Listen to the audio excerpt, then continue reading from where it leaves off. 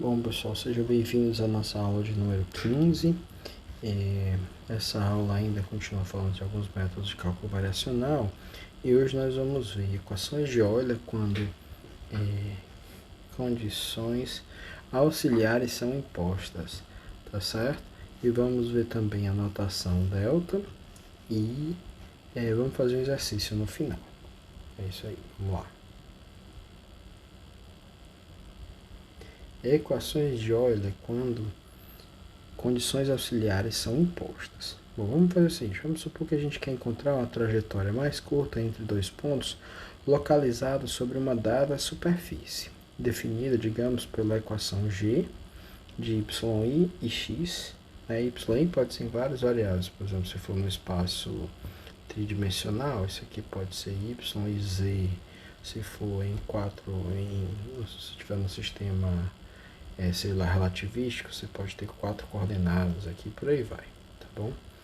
Então vamos pensar que esses y aqui são as variáveis dependentes e x é a nossa variável independente, tá? Essa trajetória mais curta, pessoal, tem o nome de geodésica, tá bom? Em cima de uma dada superfície, tá? Então, por exemplo, no caso da geodésica da esfera, o que é que acontece? O nosso G é formulado dessa fórmula. Todos os pontos pertencentes ao G, todos os pontos x, y e z, eles satisfazem a equação x ao quadrado mais y ao quadrado mais z ao quadrado menos r ao quadrado igual a zero, tá? Onde esse r aí é uma constante e representa o raio da esfera. Então, essas são chamadas equações de vínculos, né? Ou simplesmente de vínculos. E elas limitam as soluções possíveis àquelas que satisfazem tais condições. A gente vai ver como. Mas basicamente é o seguinte, eu estou procurando o caminho mais curto entre dois pontos, mas eu quero que ele esteja em cima de uma esfera. Estou procurando o caminho entre dois pontos, mas eu quero que esse caminho esteja em cima de um cilindro.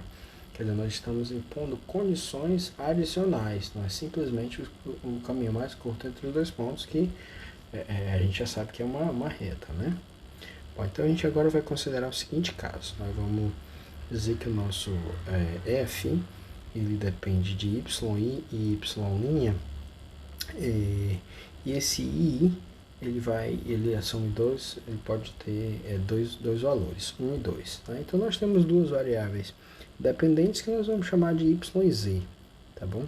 Então nós temos duas variáveis dependentes, y e z, e ambas, além de suas derivadas, dependem de x, tá? Então se a gente vai lá e vai derivar o funcional j com relação a alfa, né? Assim, se a gente vai lá e vai construir que o y de alfa é o y ideal mais alfa eta 1.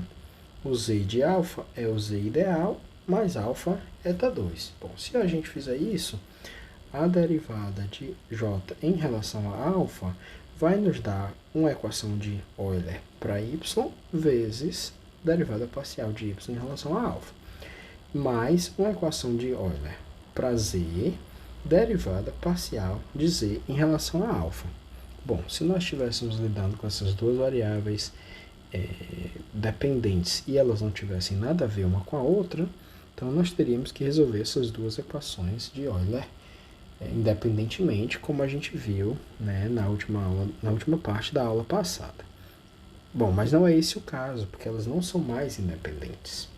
Né? Y e Z não são mais independentes, eles têm que satisfazer a condição de vínculo.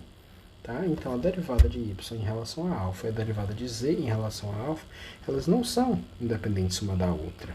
Né? Por quê? Porque se nós tomarmos a derivada da equação de vínculo em relação a alfa, essa derivada tem que ser zero, uma vez que a equação g é uma equação que iguala a zero. É isso? Né? Então, o que é que acontece? Nós vamos ter, então, que dg é a derivada parcial de g em relação a y, mais a derivada parcial de y em relação a alfa. Depois, né, vamos tomar a derivada parcial de g em relação a z e a derivada parcial de z em relação a alfa. Por último, nós multiplicamos por d alfa e obtemos, então, toda a variação da equação de vínculo g em relação a alfa, e naturalmente que isso tem que ser zero. Para isso ser zero, nós temos que fazer com que esse cara seja zero, tá bom? E aqui tem uma observação importante, olha só, a nossa variável x é a variável independente, tá bom? Então, por esse motivo, a gente não tem termo do tipo derivada parcial de g em relação a x, tá? O nosso caminho, ele só depende de y e de z, certo? Para cada valor de x, nós temos um y e um z, tá bom? Bom, se a gente agora toma essas derivadas aqui de y e alfa em relação a y e z em relação a alfa, né, a partir dessas equações aqui, quer dizer, nós vamos ver que nós temos as perturbações nos caminhos, as variações nos caminhos de y, que é eta 1, e z, que é eta 2, elas agora têm uma relação entre si, tá? Então, na hora que nós construímos aqui a derivada de j em relação a alfa, esses dois caras aqui, eles não são mais independentes e eu posso relacioná-los. Na hora que eu faço essa relação, olha só o que eu obtenho. Eu obtenho uma nova derivada, né, de j em relação a alfa, e agora eu tenho uma equação completamente diferente aqui que multiplica uma variação arbitrária eta, né, eta 1 de x. Então, bom, aqui sim, agora eu posso dizer que tudo isso que eu circulei aqui, né, tem que se anular se eu quiser que a derivada parcial de j em relação a alfa se anule, porque eta de x, eta 1 de x é uma função arbitrária, né? Então, isso aqui implica nessa equação aqui, certo? E aí a gente pode fazer a seguinte observação, olha para o lado esquerdo aqui, tá? Você vê que só contém y e y', ou seja, o lado esquerdo diz respeito apenas à variável dependente y e sua derivada em relação a x. Ao passo que do lado direito nós temos apenas grandezas que envolvem a variável dependente z e sua derivada em relação a x, z', tá bom? Bom, então se do lado esquerdo eu só tenho y, do lado direito eu só tenho z, claramente ambos os lados não podem depender nem de y nem de z, né? No máximo eles podem depender de x. Então a gente vai lá e toma esses dois lados e iguala a uma função menos lambda de x, que ela foi escolhida desse jeito, para que quando a gente fizer isso, nós vamos ter duas equações. E essas equações serão essas equações de Euler aqui. Elas agora contêm esse parâmetro lambda de x, que é uma função de x, tá? Essa função lambda de x recebe o nome de multiplicador de Lagrange. Aí você deve estar se pensando, poxa, mas eu só tenho duas equações, como é que eu agora vou encontrar uma terceira função que foi introduzida aqui?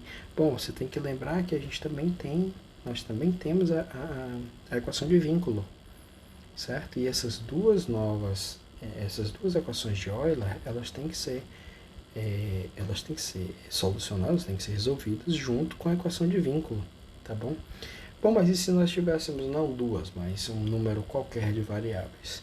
Bom, então de novo nós iríamos ter um número, por exemplo, para n variáveis dependentes, nós teríamos n equações de Euler, cada uma delas envolvendo, né, um parâmetro de multiplicador de Lagrange para cada uma das equações de vínculo, que não precisaria ser só uma, né? E aí nós teríamos que resolver essas equações de Euler junto com as equações de vínculo, de tal forma que somando o número total de equações dá o número total de variáveis que nós estamos buscando, tá bom? E só mais uma observação que é a seguinte, essa equação aqui, ó, ela é equivalente a um conjunto de equações diferenciais, quer dizer, se nós tivéssemos tomado a derivada total, né, dessa condição aqui igualada a zero, né, nós também teríamos, obteríamos a mesma informação, né? Então, para cada g, se eu só tiver um g, eu posso derivar esse g, né, parcialmente em relação a cada uma das suas variáveis dependentes, multiplicar pelo d daquela variável dependente. Por exemplo, no nosso caso lá, né, nós tínhamos assim, nós poderíamos ter dg, derivada parcial de g em relação a y, vezes dy, mais derivada parcial de g em relação a z vezes dz, isso aqui naturalmente tem que ser zero, porque lembra que essa condição é escrita desse jeito aqui, né? É g como sendo a função de y, y', z z', né? E eventualmente x é sempre uma coisa assim escrita nesse formato aqui, igual a zero. Então a derivada total dela naturalmente que tem que ser zero também, tá? Então só para dizer que essa condição aqui, que é dada pela equação 36, é completamente equivalente à equação 37. É isso aí.